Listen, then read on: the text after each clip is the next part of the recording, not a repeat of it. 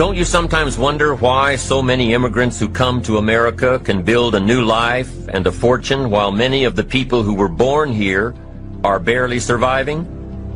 They have a dream, a defined goal, ambition. Aside from the pioneers that crossed the prairies and the mountains to reach their vision of hope and future promises, there are other amazing examples of how ambition has shaped America.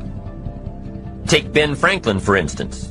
When most people think of Ben Franklin, they remember the kite and the lightning bolt and the discovery of electricity. What a lot of people may not know is that Ben Franklin was one of the first writers to address self-making. When Franklin started Poor Richard's Almanac in 1732, he used the blank spaces between the crop data and the weather information to insert clever bits of moral and practical advice.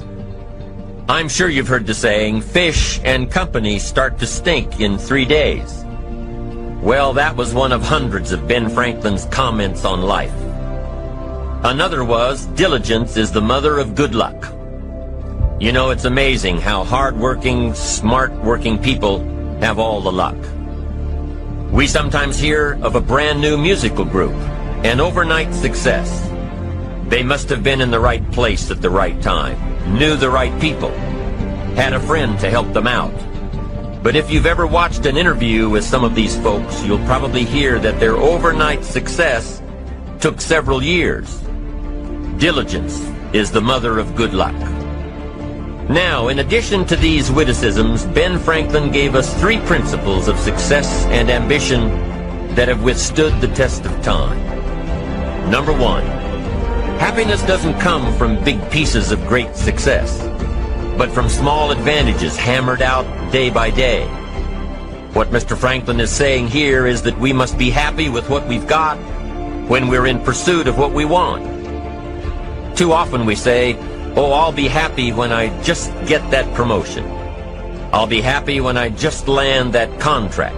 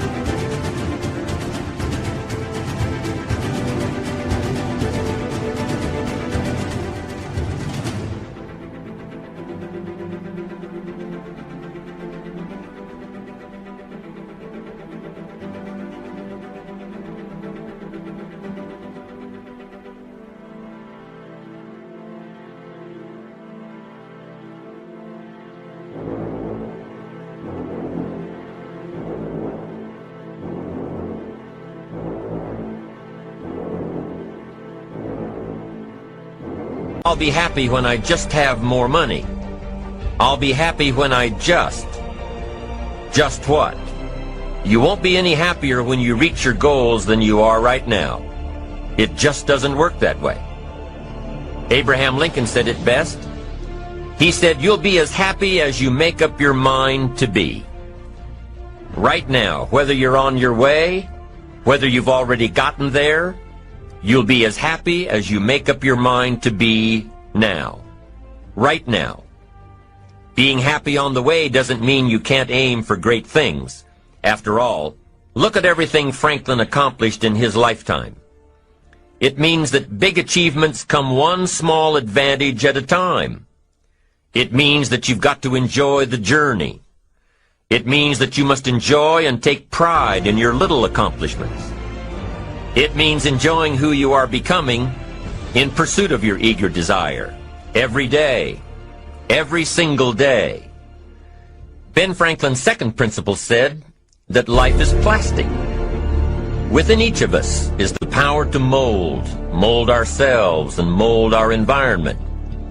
It is up to each of us to begin this molding process with a final product in mind. And it is within our power to work it and form it every minute, every day, every month, every year. By using your mind and your abilities and your attitude to work a little each day on molding your life, You'll soon see how magnificent your power is to gain those small advantages each day. The little steps it takes to build up to success. Principle number 3. Success is a pleasure. Success is a pleasure. If what you are doing today isn't satisfying, gratifying, guess what? You're really not successful. If you are not fulfilled with what you are doing today, you cannot possibly be successful. It doesn't matter how many worldly possessions you may have, how many cars, how many toys, how much money. If you're not happy with your life as it is, you cannot be successful. Now, I know that success is a relative term. It means different things to different people. To a school kid, success may mean a star on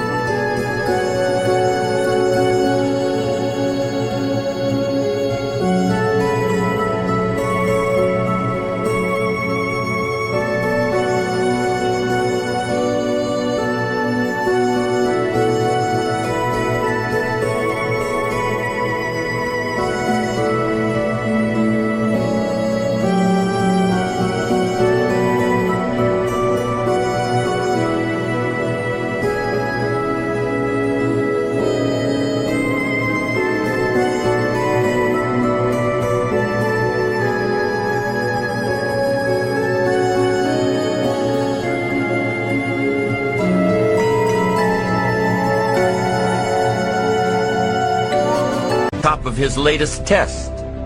To a homemaker, it probably means that she has a well-run household and a wonderful family. To an outside professional, it's most likely the thrill of closing a major contract, or the pride in accepting a performance bonus, or being named the top producing salesperson. But the one thing you will hear from everyone who is successful is that they are happy with who they are and what they are doing. They are happy, content, satisfied. Success is a pleasure. What have you done today that makes this day successful? Think about it and write it down. If at the end of the day you can jot down the things that have made it a good day, you will soon see patterns forming. This really is a good habit to get into. When you can see a pattern of pleasure, you'll know you're on the road to success. So take note of Mr. Franklin's 3 principles of success and ambition. Number one, big achievements come one small advantage at a time. One step at a time, one day at a time. Number two, you have the power to mold your life, to make it whatever you want, to shape it and reshape it. And number three, success is measured through pleasure. This is the key one. Success is measured through pleasure. You've got to be happy along the way. You've got to learn to give yourself a pat on the back. Good job, you need to tell yourself. I'm proud of me today. You've got to be happy. You've got to learn to enjoy the process. These are really common sense ideas. They're practical. And William James agreed. He's another American great, one of the most notable philosophers and psychologists in our history. And he founded a philosophy called pragmatism. To be pragmatic is to be practical, to test the validity of a concept by its practical results, to actually question something and rate its usefulness by what it can do for you, to hear a method of doing something and figuring out if it's even worth your while. One of the issues Mr. James dealt with in his lifetime was,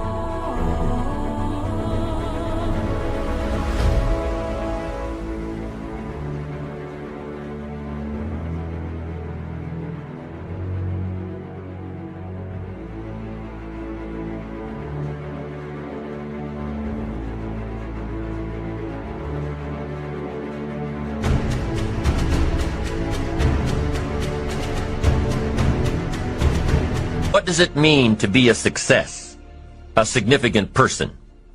After years of pondering this question, William James described success as a combination of two things. Number one, an inner ideal which is followed persistently with courage.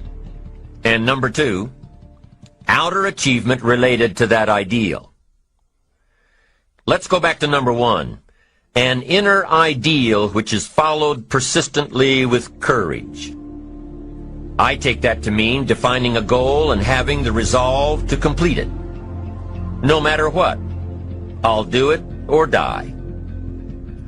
Promise yourself you'll read the books until your skills change. Go to the seminars until you get a handle on it. Do it until it makes sense. Practice it until you've got it right. Don't give up until you get where you want to be, however long that is. Step by step, piece by piece, book by book, seminar by seminar, do it until. Go for it. Until is a very important word. It's magic. It means that you'll never give up. Don't miss the chance to grow, to pay the price. Until you learn, change, grow. You'll discover some of life's great treasures when you pay that price. William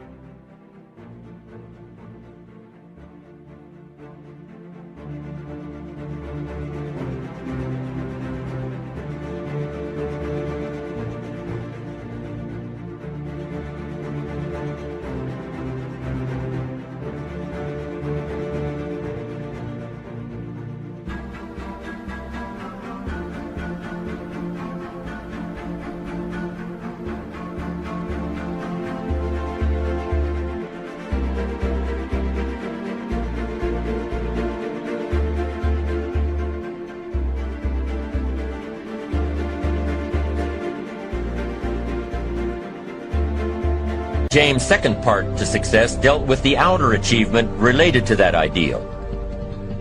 You need both aspects to really be a success. But what Dr. James realized about his philosophy of success was that the first part is indeed more important than the second. Going for it. As long as you're working toward your inner goal, your dream, then success is possible. But once you give up your inner vision, then you can never become successful. You never will become successful. Until doesn't even matter.